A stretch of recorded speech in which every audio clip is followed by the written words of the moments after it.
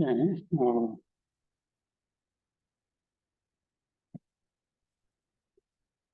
Thanks to Dr. Marano for that generous introduction. Hope you all can hear me. So, as usual, I have more slides than the time permits. So if I talk too fast and if you cannot follow me, just raise your hand and alert me. But please reserve all the questions to the end. There is a slight miscommunication. I'm the presenter for this today's turnaround. I requested my colleague, Dr. McClam. I don't know how many of you know Dr. McClam, but she's one of our geriatric psychiatrists who also help us with the ECT and now stepping to help us with TMS. She actually just completed a full 1-week course at Medical University of South Carolina with Dr. George. Many people in the TMS field consider Dr. George as the father of the TMS. He has been working for several years. He and his group published several papers that ultimately led to the approval, FDA approval. So since she actually had the lectures from Dr. George directly, I invited her to help me with question answer. I told her I will answer all the easy questions and all the difficult questions will be answered by her. So with that, let me jump in. And again, I know it may run over, I hope not, but we both will be available for question answers. And if we can't, anybody want to send me any email, I will try my best to answer.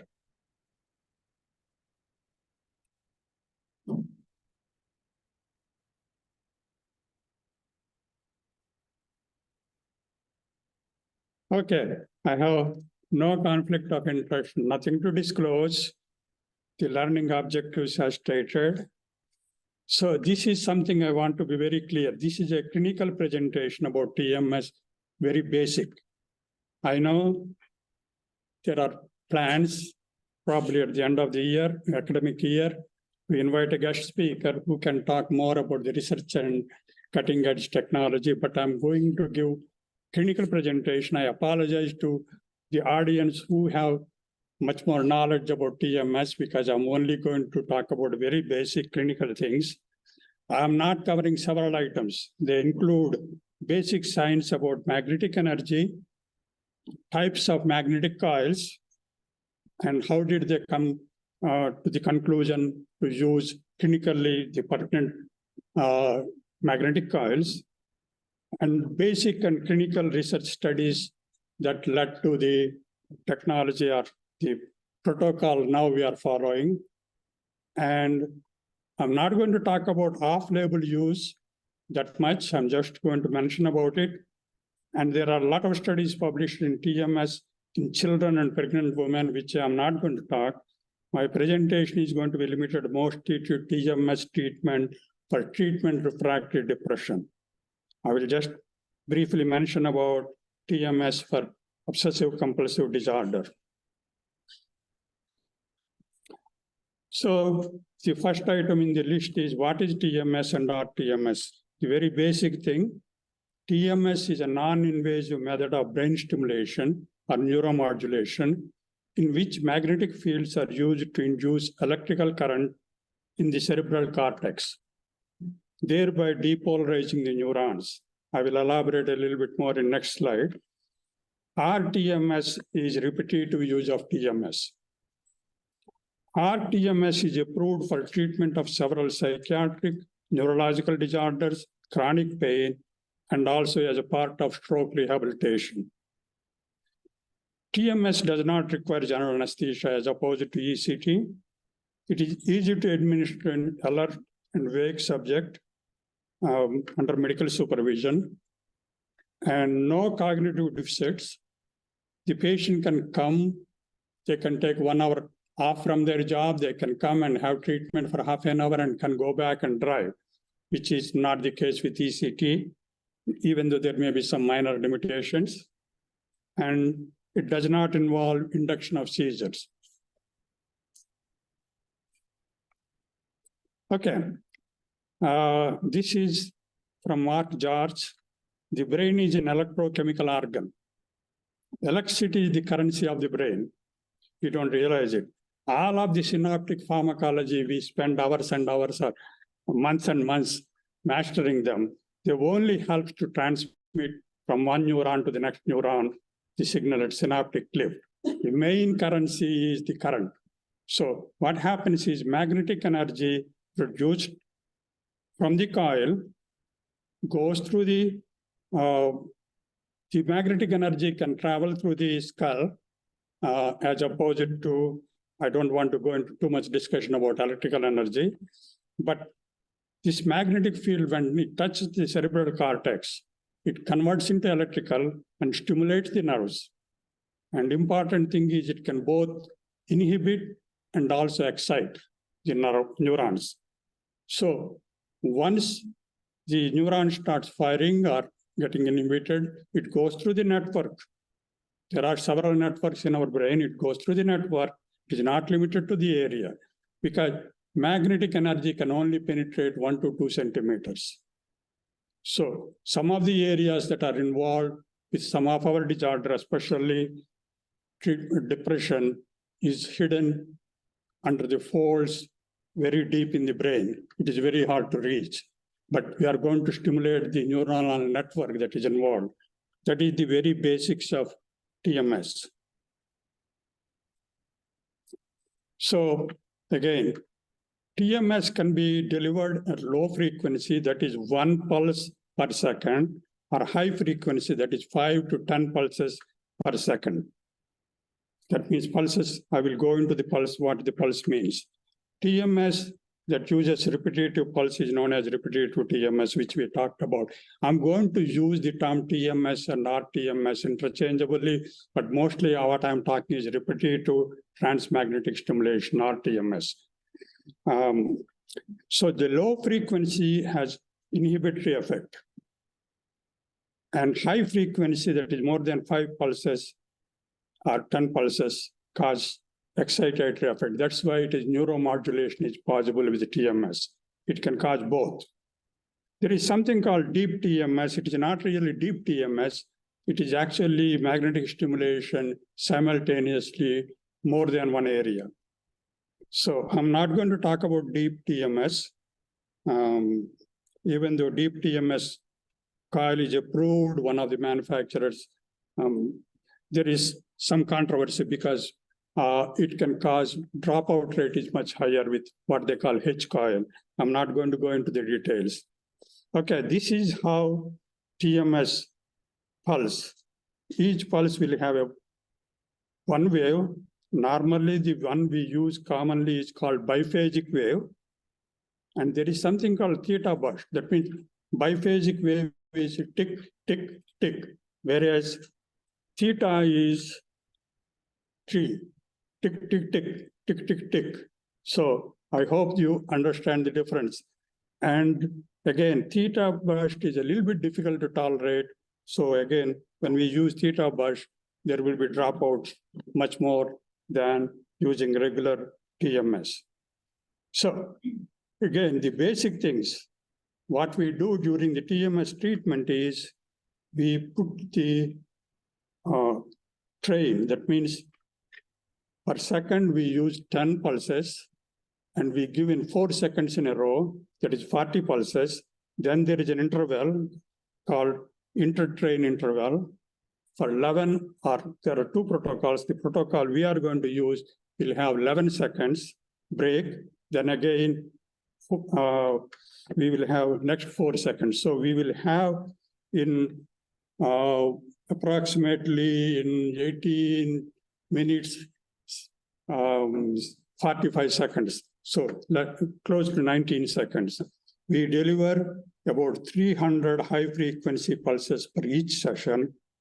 And there are total, actually it is incorrect, 35 sessions for the entire course, and patient will receive about 10,500 pulses for the entire 35 sessions.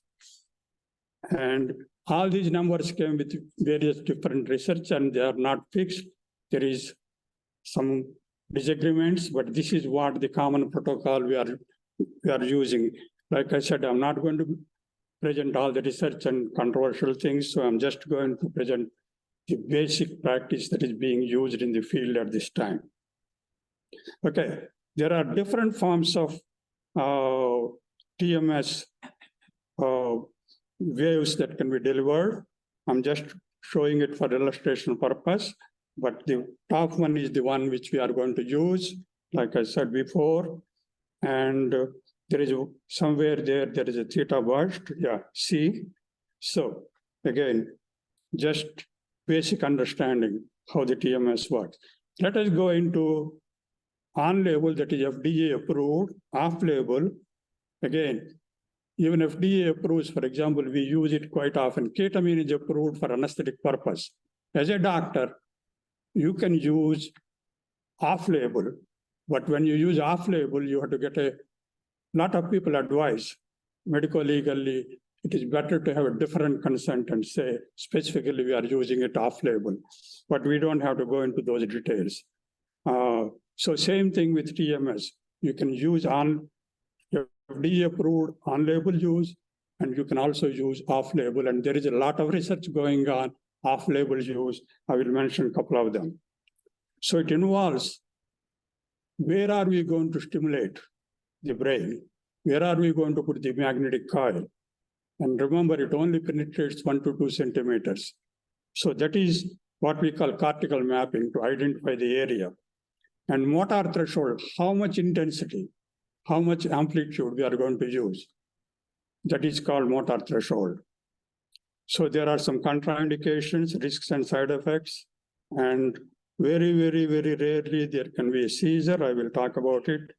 And there are several studies going on to enhance the effect of TMS. And most of the research is being done on combining TMS with other therapeutic modalities. So the on-label, the FDA approved, and the latest is, and which CMS also bought it, is during the current episode, if the patient failed one antidepressant. I got all excited, but I was told that doesn't mean Medicare will automatically cover or Medicaid will automatically cover. There is a lot more bureaucracy to it. And obsessive compulsive disorder, TMS can be used as adjunct therapy. That means patients should be going through cognitive behavior therapy while receiving TMS. And smoking cessation and anxious depression. And I'm going to go over the various devices, equipment. Not each manufacturer is approved for all the 4 things. We will talk about it briefly later. And also, when the FDA approved, it has to be prescribed by an authorized person who has a license to prescribe. It cannot be done, even though I understand this. On Amazon, you can go and buy home use. They are really useless, I was told, but that is not the way to TMS. It has to be prescribed by a licensed clinician. It will define further. And it has to be supervised. After initial, somebody else who is trained technically how to deliver the day-to-day treatment, but it has to be under the supervision of licensed clinician who is authorized to or who has experience in administering TMS. Again, I was amazed when I went and spoke to several people. I attended a couple of business presentations by Neurostar. I was amazed how they're using terribly. Nobody is following any of the guidelines, but both National Institute of Health and Duke, where I got my training, and from what I understand, Medical University of South Carolina, they insist on some of these things. NMH has public domain, some of these things. You can go and watch 4 hours presentation. If anybody is interested, I can show you with all the research that is there. It is available on YouTube. So off-label, some of them can become on-label, especially PTSD. There is a lot of research and there is an expectation it will become off-label. FDA will approve soon. Neuropathic pain, dementia, actually various behavioral problems and symptoms of dementia. And even though some people are trying to see whether it can enhance cognition, addiction other than smoking, and negative symptoms of schizophrenia and persistent auditory hallucinations. The residents know we have a patient whom we cannot discharge for last 6 months in one of our units, who has this persistent command auditory hallucination. He broke his face 100 times, not 100 times, I'm exaggerating, 3-4 times he actually had facial fractures.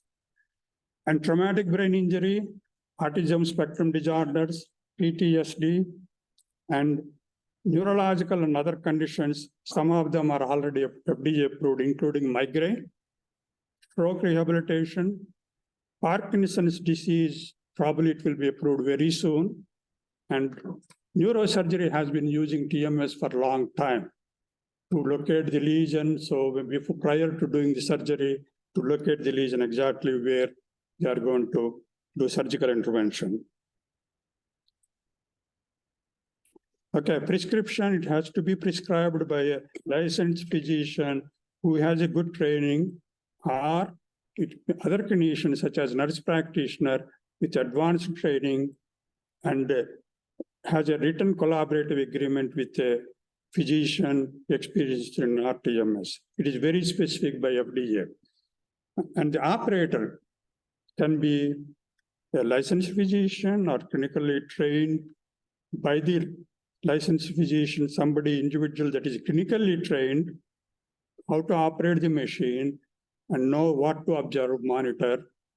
And they can, as long as the physician or the licensed clinician is available, and this is misinterpreted several ways. And I know those several clinics in the Florida, they are traveling all over the world. Meanwhile, they are saying they are supervising. That is not what they meant.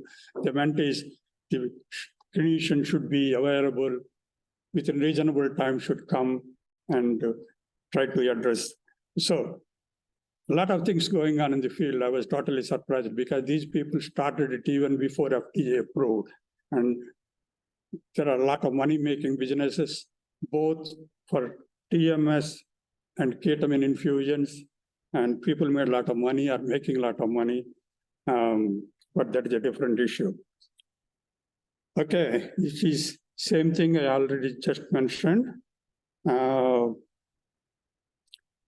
Okay, medical necessity is a different thing. Both Medicare, Medicaid, and private insurances. Even though FDA approved doesn't mean they're automatically going to pay for it. You have to get prior authorization, and I learned it hard way. I was under the impression CMS approves means you can automatically get paid for Medicare at least. No, Center for Medicare. What they do is they give contracts to local area, and they form a physician committee that decide local policies for Medicare coverage. Medicaid in Maryland state delegates the responsibility to Optum, I think Optum, yeah, which is an organization that decides medical necessity. And unfortunately, it is one of the difficult organizations to get prior approval for anything, not just for TMS. So that is what we are stuck, because most of our patients I'm expecting to be Medicaid covered, and we have to go through the Optum. And private insurance can put whatever conditions they want.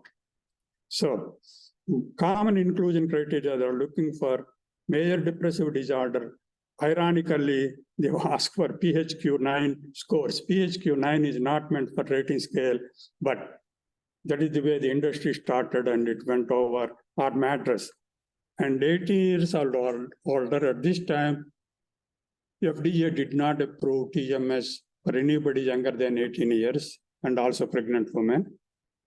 And some of them go to an extent where at least 2 or 3 different antidepressant failure during the current episode. That is important. And from 2 different classes. And some of them also included failed psychotherapy trial, in addition to medication trials. So each company is different. Okay, when I prepared this slide, there are 8 manufacturers. All of them are from Europe. And so all those equipment is 220 volts. So we have to use a converter for these things. And the most aggressive and most penetrative one is Neurostar. And they have this, like, I remember as a resident and junior attending drug companies giving lunches and providing all the goodies and promoting that is what they are doing. And I'm surprised they don't even mention about the problem with hearing, and they don't even mention a lot of things, seizure risk. When I pointed out, they laughed at me and said, oh, it is so rare, we don't even consider it as a seizure is a risk. So, and there are several other companies starting, but those are the companies that have some FDA approval.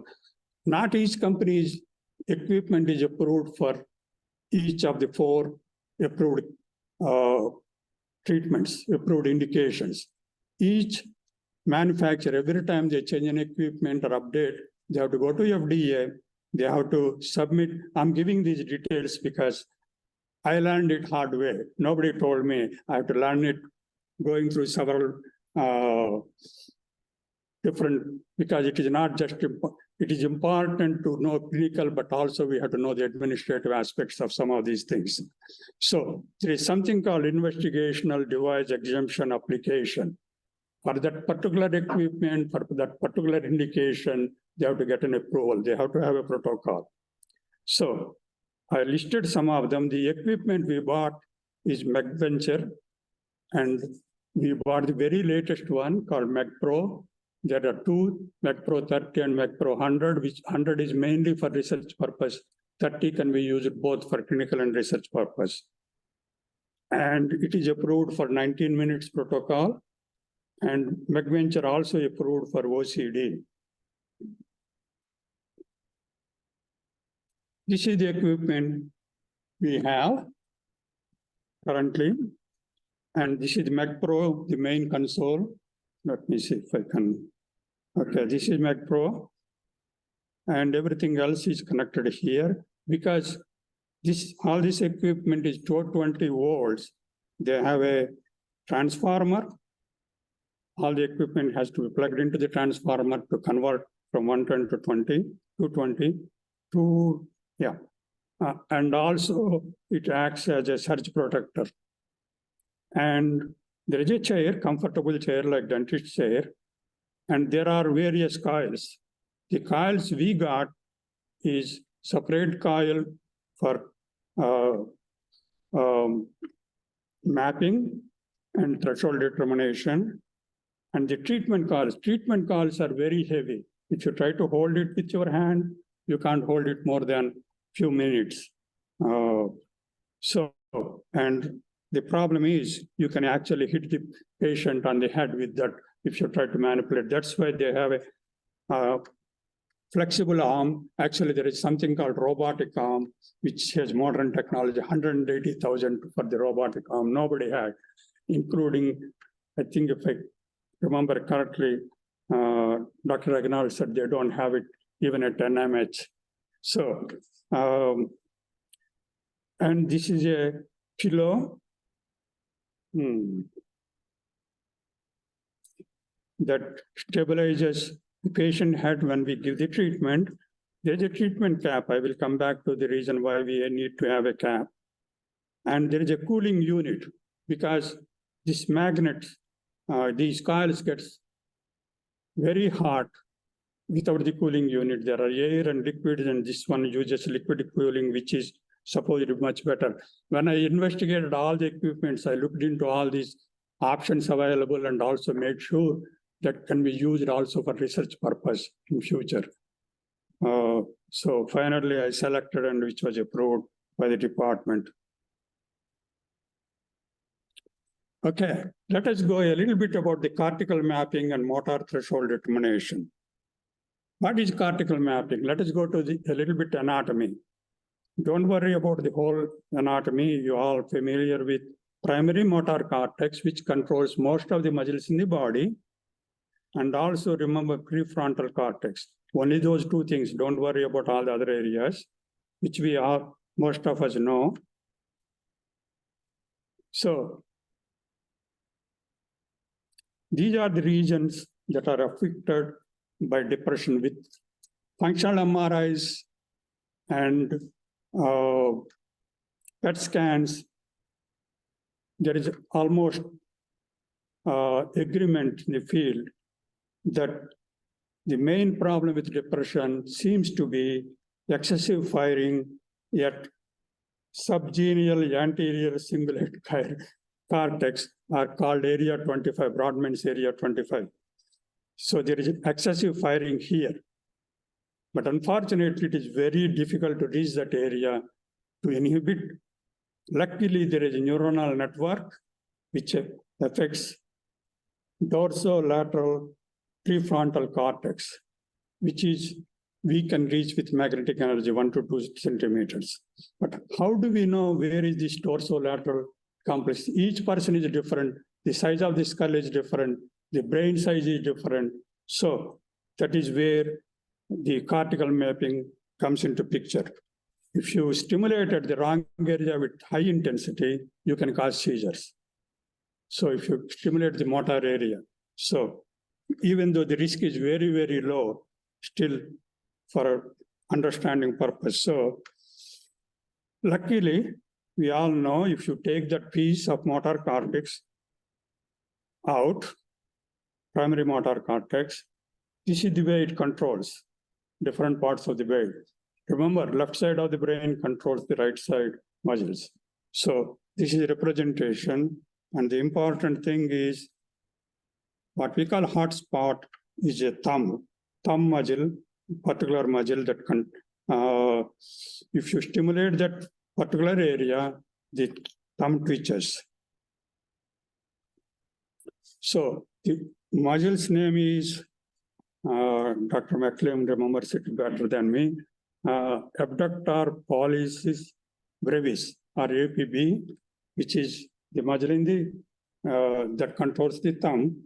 So if you can isolate that area, stimulate 5 centimeters in front, again, there is a controversy in the field whether 5 centimeters is accurate or not, but for all practical purpose, most of the people are using 5 to 6 centimeters in front of it, where dorsolateral, prefrontal dorsolateral cortex is. So that is where we have to provide the treatment, but we have to identify first the hotspot. It looks complicated, but when you do it practically, it is much easier. Like when the EPIC came in, I don't know how many of you were here when we took all those lectures, and it sounded so complex, but once we start using, the learning curve goes very quickly. So same thing. So there are several ways of identifying that cortical area.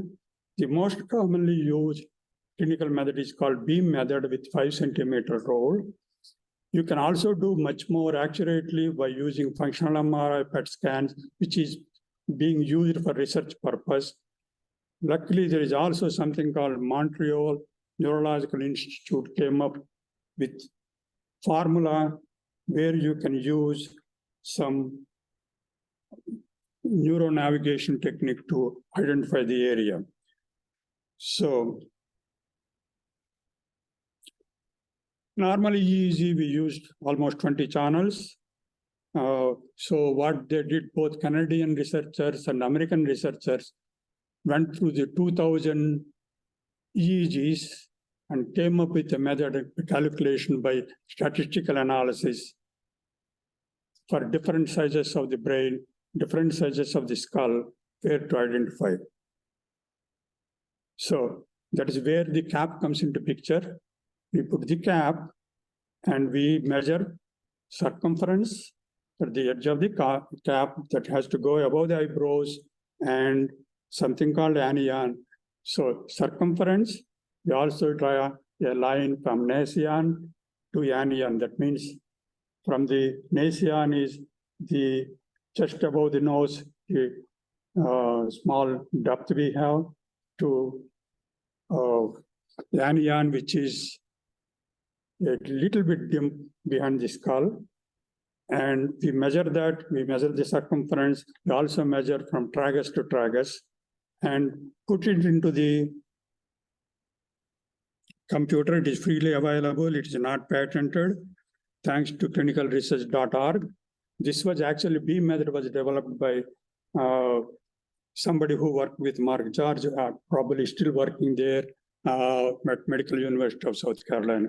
You put all the three measurements and you will come immediately a number X and number Y. Everything is in centimeters. So once we get number X and Y, there is a different ways. You have to put the X from the center of the two parallel on the left side, 5 centimeters, or whatever X is. The Y is from the midpoint where the intersection of both the lines we draw before and connect to the X, and the Y is the distance from the center. So Y is the spot where we should be within few millimeters of the Y. That will be hot spot that will identify the way, stimulate the APB muscles.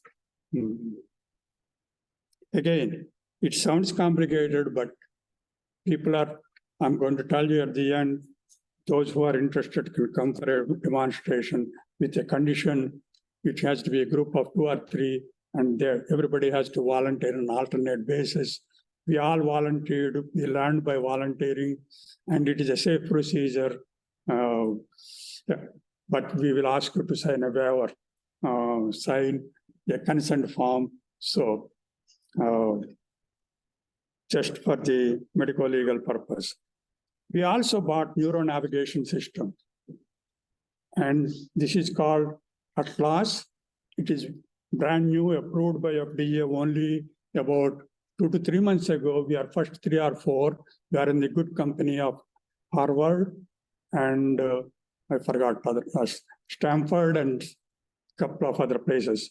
So we're still trying to learn this. It is a little bit, sounds a little bit complicated until we start using it, but we have it and it can be used for research purpose. And also clinical purpose, ultimately, once we learn how to use it. At this time, we are going to use beam method. So once we identify the area, dorsolateral prefrontal cortex, where we are going to stimulate, what is the intensity? So that is important thing. Each individual has a different intensity, what we call motor threshold. So how much magnetic energy we have to use. So again, we go back to, they made an assumption that whatever stimulus that is needed, minimal stimulus that is needed to move the thumb is the same for neuron stimulation. It is an assumption that is made, which is being used by everybody, even though people can question, how do you know it is for intensities for muscle? How do you know it is going to the same intensity for neurons? But all the studies are done using that. So I'm not going to go into it, but basically we are going to stimulate the same area hotspot until we can stimulate 10 pulses, and at least half of them should be registered, the movement. So that is the 100% threshold for that individual. Even though most of the time it remains stable, but there are a couple of things that can affect it. So they use the term motor evoked potentials. Again, I'm not going to go into it. We have actually separate software. We bought it to actually do EMG rather than going by visual thing. Again, I'm not going to go into it, but once we identify 100% motor threshold, that is minimum intensity of the motor evoked potentials, we start the treatment with 80. In first 3-4 days, we have to target is 120% of minimum threshold. But if the patient is having side effects, not able to tolerate, we can go down. Okay, these are the treatment logistics. If you refer a patient, if it is within the system, we can read the chart in Epic you call and refer the patient will have an initial assessment. It is not only for TMS. I will cover a little bit later about our advanced depression treatment, if I have time. And once the initial screening, we decide whether this patient is appropriate for TMS or esketamine therapy or ECT, or what is the most benefit the patient can get. This is for treatment-resistant depression, or advice to the referring clinician. Maybe you should use some of these medication in combination with some of the augmentation techniques. We don't accept the responsibility for the patient. If the patient is accepted for TMS or esketamine, we are only going to provide the treatment. They are going to go back to the clinician who is referring them. Actually, if they are receiving psychotherapy or other things, they should continue with their clinician, the psychotherapy sessions and other things. So if you say, I have a difficult patient, I want to get rid of them, and I'm going to refer to advanced depression treatment center, it is not going to work. We are going to send the patient back, and you have to agree for that. I'm not going to go into all the details because I want to have more time for the question answers. So contraindication, risks and side effects. Any metallic object inside the head within 30 centimeters from the magnetic coil. That is 30 centimeters is 1 foot from the magnetic coil. Any metallic, what happens is it can heat up and it can cause the damage of the tissue surrounding it. So bullet fragments, cochlear implants are no, or some shunts if there are any metallic pieces, it is absolutely no. But dental fillings are okay. It is excluded. And also, even if it is more than a feet away or foot away, pacemakers, deep brain stimulators, and cardio water defibrillators, the magnetic energy can interfere with their programming. If they are non-removable, you cannot consider the patient. These are all the exclusion. We have a big table going from an extreme absolute contraindication to okay, in between there is some gray area, and that has to be considered on individual basis, including tattoos that on the head with metallic component and permanent makeup and certain types of hair with beads and other things. So have to be considered on individual basis. We have a big table which is posted that will tell you what is completely acceptable, what is not completely acceptable in between gray area. So most common side effects of RTMS are only first day or first week. They will all clear up. So we have to tell the patient beforehand. They include some headache, some scalp pain. It is not really pain. I myself volunteered, and Dr. McLean tells me she went through the whole 18.5-minute session. So it can cause some warm feeling. It can sometimes cause some twitching of the facial muscles. And some people can become dizzy. And those people who faint with the sight of the blood can faint, even though it is not that, it is not anything serious. And there are people, I remember in my anatomy class, couple of people fainted when we went for our first day of dissection. So that can happen, but it is not a big thing. That's why the patient has to be under constant observation. So the important thing is to prevent the dropout. You have to explain this to the patient beforehand and tell the patient take some over-the-counter analgesic medication for first few days, and it will disappear within first week, all these side effects. There are a couple of other things we can do. Okay, serious adverse events. Psychiatric, that is worsening of depression, any antidepressant treatment. The first papers published is when Prozac came. Prozac can make people suicidal. I can talk about it for an hour because I have a take on it. You don't call deep anti-medication for cardiac arrhythmias, causes arrhythmias. So that is the disease itself.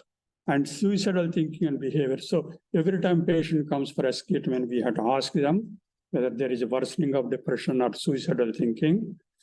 And tissue damage, like I said, it is only happens if there is a metal fragment that heats up and can damage the tissues around the brain. Otherwise, tissue damage, actually, it is being used to enhance the cognition in people with dementia. It is experimental, but people are doing it.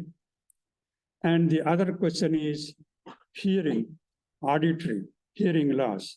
I will come to it next slide. And seizures, which is very rare. So when Dr. Ragbasel decided to put it in PA clinic, I know that a lot of people freaked out, said this is going to cause a lot of noise. But to my surprise, in industry, they don't even talk about it. They don't even have soundproofing. They don't even use earplugs. But remember, this is the diagram that shows normally when you are inside the car, the noise level is 90. If you use the stereo, it is 100. If it is a teenager or somebody who is driving in front of our emergency room with loud noises with open, it goes above 140, 150 decibels. And when you use pneumatic drill, it is again goes up to 140. And jackhammer, right? It is much worse. And on my 12th floor offices, I can hear the construction of the new building. So, and jet 150. So just one time, actually, my Apple phone alerted me yesterday. There is a, suddenly I'm waiting for to cross. Suddenly the ambulance came and he put the siren on. It alerted me, you are being exposed to excessive noise. You don't even realize these things. It is not just one time, it is repeated exposure. So even if you go for demonstration, stay away, it is only close to the TMS coil that you are exposed when for that 4 seconds when there is a noise. So the TMS it is repeated exposure that can cause some hearing problem, but much less than some of the stereos that are being played by, if you have teenagers in the house. My son, when he was a teenager, he liked Metallica and he used to put it. So that is much worse than TMS exposure. So there are a lot of misconceptions. So it won't, if you come for demonstration, if you are not actually participating as a volunteer or as an operator, you don't even need earplugs, even though I say earplugs reduces 30 decibels. You can still do therapy with the patient while they are having. You have to talk a little bit loud, but it doesn't complete, it brings down 30 points to acceptable level. Okay, TMS-induced seizure. Again, it is very, very, very rare. More than 500,000 sessions. This is a published paper. There are only 18 seizures. And most of those seizures, that means I calculated, I forgot where, for 100,000 sessions, there are 3 times it is possibility risk. Again, there are some risk mitigation. The risk happens, I will come back to it. H-coil, which is BrainsWay uses it for deep brain stimulation, has much higher risk compared to the coil we use is called butterfly coil. So we never even think about our medication. Look at the medications we use. Overall risk of antidepressant medication is 0.2% of the patients. SSRIs 0.1 to 0.2%. SNRIs, duloxetine 0.2%, venlafaxine 0.3%, bupropion 0.4%, tricyclic antidepressants within therapeutic range less than 0.4%. But if you give a higher dose or if the patient takes overdose, the risk goes much higher.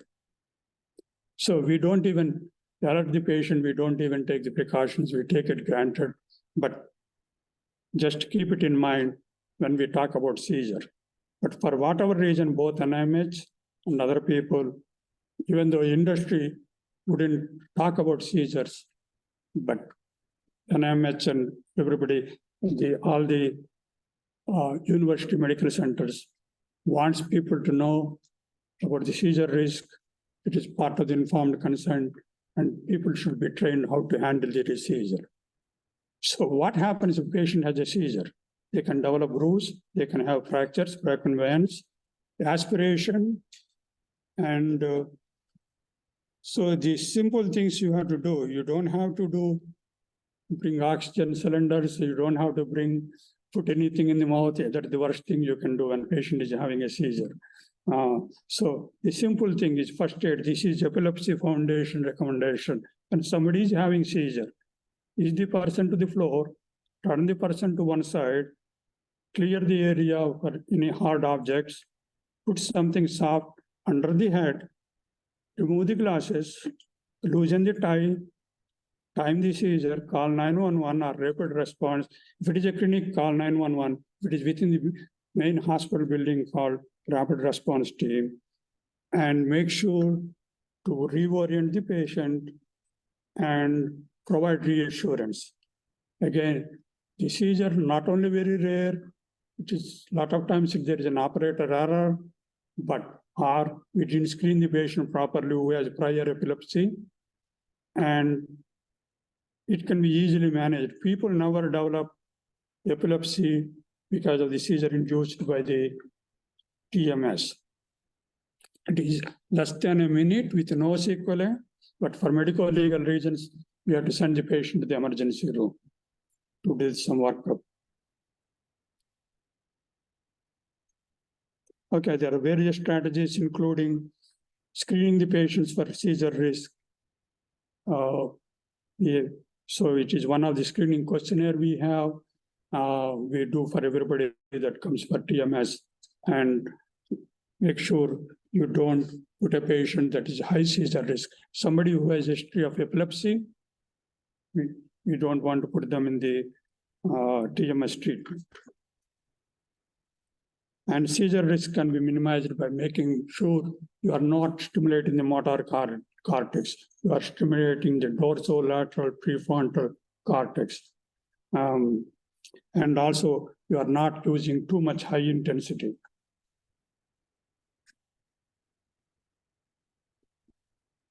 Okay, very quickly, 1 minute. Oh boy, it is 1 o'clock. Enhance the effect of TMS. All the research is going on now, combining TMS with other modalities, including medication, cognitive behavior therapy in combination, ketamine infusions, and esketamine. There is several studies ongoing how to enhance. So bottom line is overall TMS is efficacious. It depends upon whom you ask. If you ask researchers, they say, who are much more familiar, they will say it has modest efficacy for treatment-resistant depression. If you ask industry people, they will say 2/3 people respond. That means 1/3 complete remission, other 1/3 50% improvement in PHQ-9 symptoms and symptom severity rating scale. Other 1/3 will not respond. But it has modest efficacy, but it has a very good safety profile. So serious side effects are very, very rare, as long as you screen the patient for seizure risk. Okay, if you want to observe the demonstration, please, you are quite welcome. Call 410-328-8415 and identify yourself as a clinician. You are interested in having a demonstration of TMS. Our excellent TMS coordinators are going to take the call and arrange as a group. At least we need 2 or 3 people. So one can be volunteer and one can actually see and then rotate. Okay, the last slide, already Dr. Marano mentioned.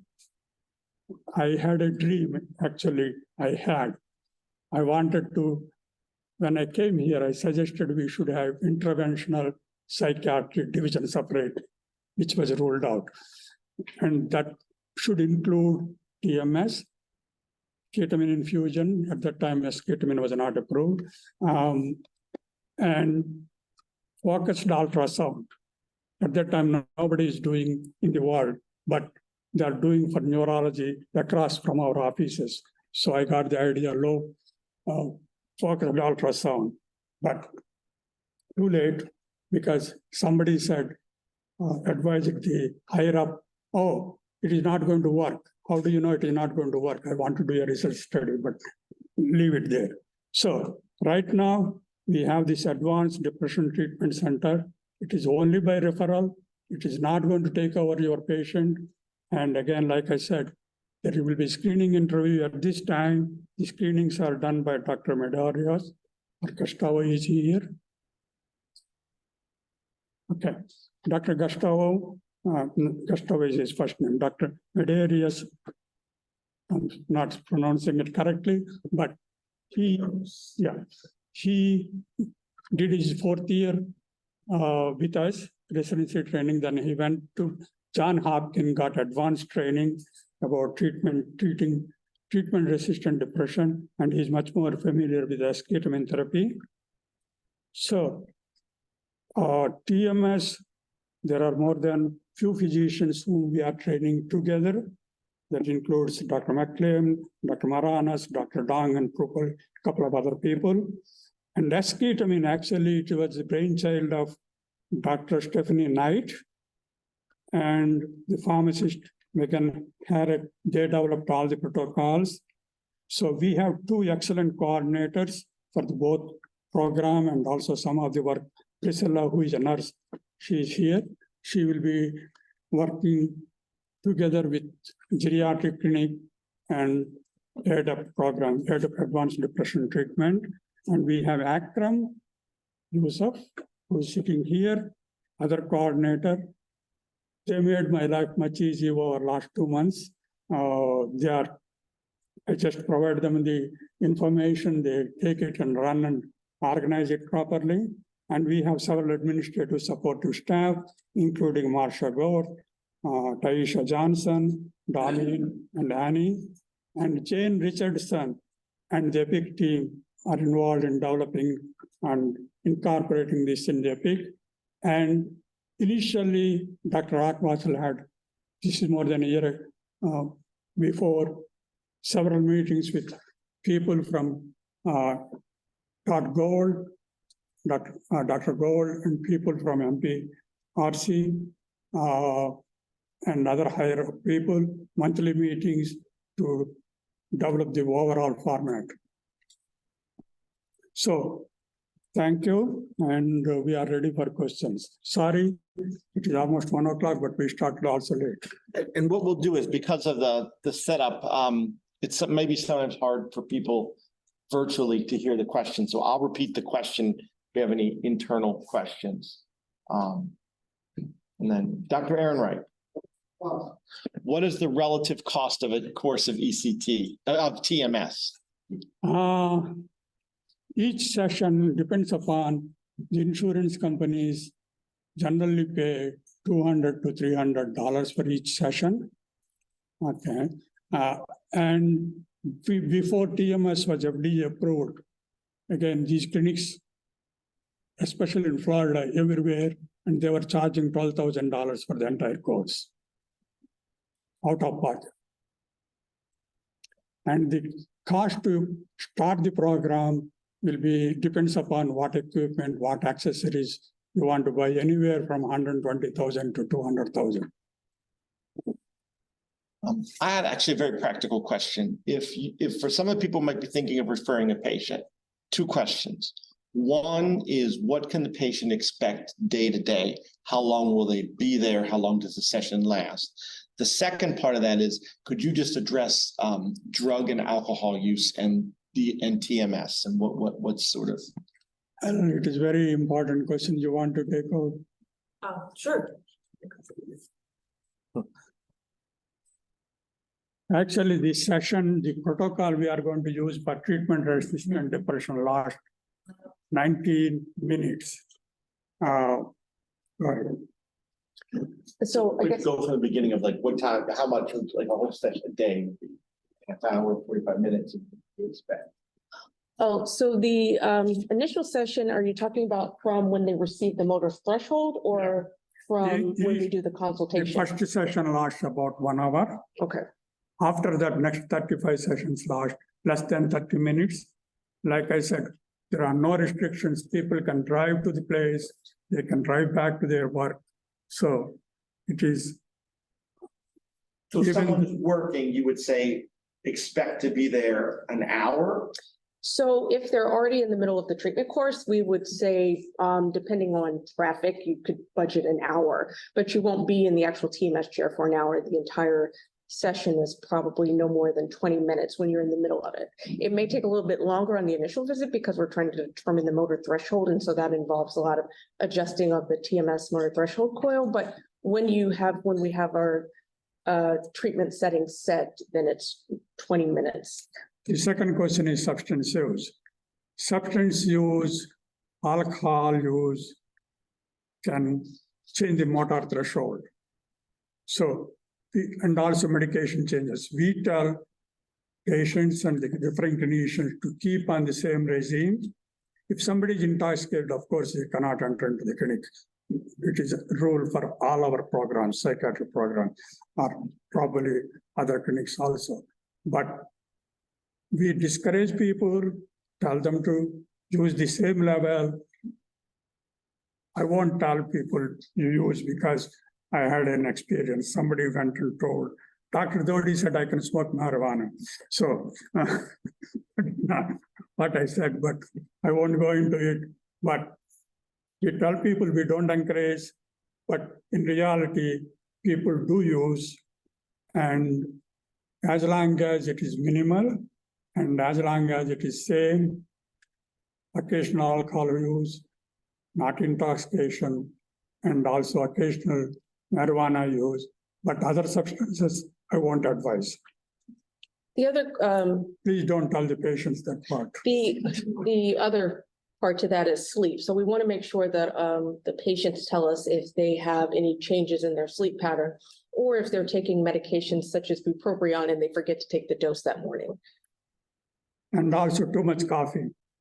Caffeine can change motor threshold. Yeah, anything that would theoretically change your seizures, your motor threshold. Dr. O'Toole. For the adaptive program, I see that there's just one number. If we have a patient that we think meets criteria for the difficult to treat depression, and we refer them to your program, and they have the consultation, then you guys will help decide if esketamine, ECT, or TMS is most appropriate for that person, or just so that the patient can expect. It's not just it's not just, it would Right. basically be, the first visit would be a consult.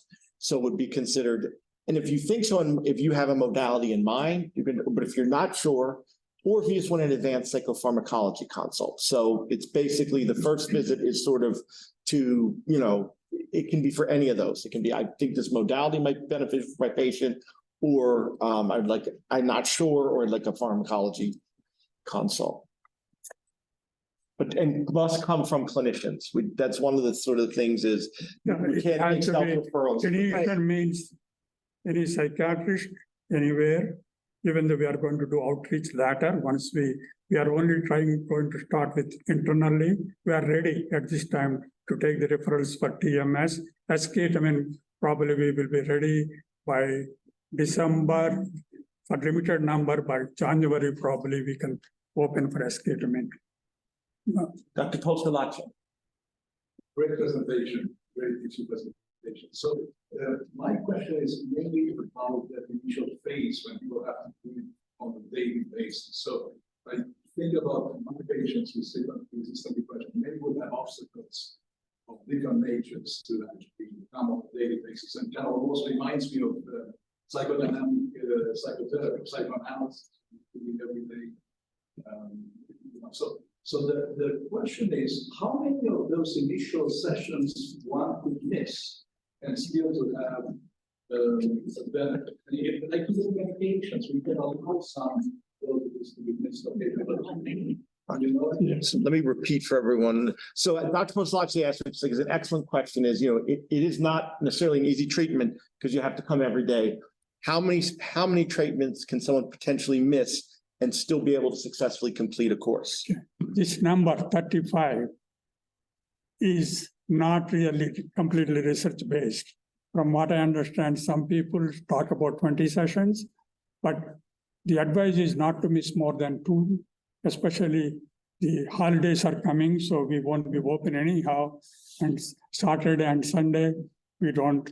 So, but they say it is much more effective, is much more pronounced if it is done consecutively every day. But people can miss a couple of sessions if they miss more than that in a row. The effectiveness may not be there. What is the dropout rate? Kind of to follow up on that, what is the dropout rate on a course of TMS for 35 sessions approximately? Dropout rate, they say, first 3 weeks, there will be 10% roughly. Is it 10? 10 to 15%, people initially start, but then if the time commitment, as you were mentioning, kind of drops out, but we kind of figure once they get past the initial first 2 weeks and they develop a routine and they're starting to feel better, then most patients will continue on with the rest of the course. But we have to explain this to the patient beforehand. Don't expect any results immediately. You should complete the whole course of the treatment. Dr. Richardson. For patients who have concurrent like trauma or anxiety disorders with depression, is there a sense of if esketamine or TMS would be a better fit? So just to repeat, the question is, if someone has a concurrent trauma disorder or prominent anxiety, how is TMS as a treatment? Again, PTSD, there is a lot of research going on and there is an expectation FDA will approve soon. But I forgot to mention, TMS works on the basis of patient's mindset, like most of the expectations. Simple intervention, the person who sits with the patient should talk about positive things. What if your depression gets completely better? What is the first thing? Where would you go for vacation? Just talking those things will lighten up some of the neurons and it will work better. Simple techniques. You don't have to be complete CBT type of thing, just talking about positive things in the life. So it is approved for anxious depression. I don't know, Dr. Richardson, if you're referring to someone that has a separate anxiety disorder, like panic disorder, or someone with an anxious depression, but TMS is approved for anxious depression. It's not approved for depression with psychosis. And when I asked Dr. George, he said, because when they were doing the initial trials to get approved, they excluded patients with psychosis. yeah, depression with psychosis is not approved, even though you can do You can treat them. off-label, but Well, I know we're running on time, but I just want to ask one last follow-up sort of on that. So if someone like Dr. Richards or anybody has a patient that they may be thinking of, would you prefer them just to go ahead and make a referral, or would they reach out to you via email first? What is the preference? the best thing is, because within the system, we have access to the medical records, but we need some form of referral from, so it doesn't have to be official. You just mentioned to the patient, I'm going to refer you, somebody will be getting in touch with you, will provide you details, and call 8415. Either Akram or Priscilla will get back to them. They both are excellent and they know how to actually prepare the patient. So they will take care of all the reaching out to the patient, explaining the both pros and cons. So they will prepare the patient well. Yeah, and just that 8415, that is actually the number of the geriatric clinic and the ADIP program. So how's the phone answered now? I mean, the phone's answered by one person. And what do they say? So they say geriatric psychiatry clinic, don't tell them that didn't mean you got the wrong number, okay? That's basically the message. That's also. Yeah, so we have to, yeah. But the geriatric coordinator is known to receive those calls, like refer them out to people. But we should tell them to say geriatric clinic and advanced depression And the treatment. depression treatment program, we should have that on the voicemail in it, all right. Yeah. Dr. Ehrenreich, So you're excluding bipolar. bipolar depression. At this time, It's not, it's not FDA approved for bipolar depression, so that would be an off-label use. and one of the things that can happen is people can actually switch to mania during TMS. There is a lot of case reports. But it happens with ECT. It doesn't mean you have to stop. Actually, mania responds much better with ECT. If somebody switches from depression to mania, you should continue the treatment because the best treatment for mania, quick way to control the mania is ECT. There's a lot of studies that are being done, so I'm assuming that in the future, some of these other things will start to get approved, especially with just expanding in terms of the different types of depression and not just treatment-resistant major depressive disorder. Once we get some experience, we may start using some off-label, Right. and also I'm sure there are some research protocols that are being discussed. There are some in South Carolina. Yes, yes. So let us get some, let us get some on-label treatments under our belt, and then we can get wild. We still report. All right. Dr. Postolache. So following up on the previous question, ECT, so this is my first part of the question. Is it a plan to maybe integrate ambulatory ECT services with the TMS in a way of, say, psychotic depression goes to people make them with the TMS? I can answer. Yeah, so the question is, how does ambulatory ECT fit into this? Well, I can. How are we going to practically handle that? It would be great to have them integrated.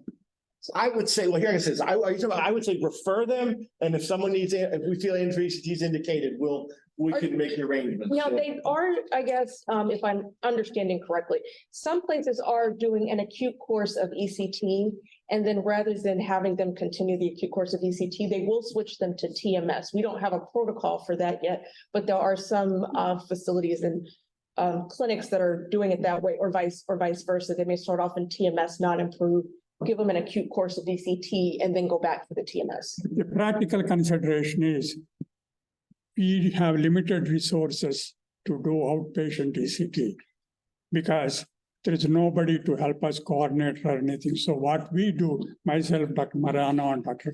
McClay, we do our own H&P each time patient comes, get the consent, and while we are being rushed, we have to do the discharge orders, and also contact the referring clinician, coordinate the treatment.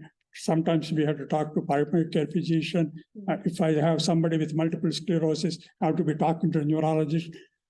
While I'm doing other things, trying to do these things, that limits. And also, we give the ECT in vacuum. Right. I prefer that way because we get very high medically complex cases. I feel more assured for safety wise, but there is a limitation number of patients we can provide ECT there. There is a plan, maybe I'm too premature to announce it, but 2024 or midtown will be starting ambulatory ECT. Well, we're starting ECT, we have to figure out that we hope to have more capacity for ECT, outpatient ECT in the near future. Right now, it's hard. The pandemic really wiped out a lot of outpatient ECT. Not all places have even come back. I think we've been pretty generous. Where we're at with our capacity now is our outpatient ECT capacity is generally for our folks who need maintenance that was treated as an inpatient. However, I would not discourage you from referring someone for an ECT evaluation, because what we often find, particularly with the high-risk patients, is we would ask that they would want to start as an inpatient anyway, and then transition to outpatient. So, and ECT referral should still go through the park. You don't want it to come through ADAP, right? Yeah. So if you want to refer someone for ECT, that should still go through our psychiatric admission and referral. But you can also. You could also do it. It doesn't matter. Advanced depression. We'll take it anywhere. Right? It's the same. After initial evaluation, we will make arrangements to make internal referral. Maybe we should just change it all. All right. All right. Well, thank you very much, everybody. I really appreciate your time. Thank you.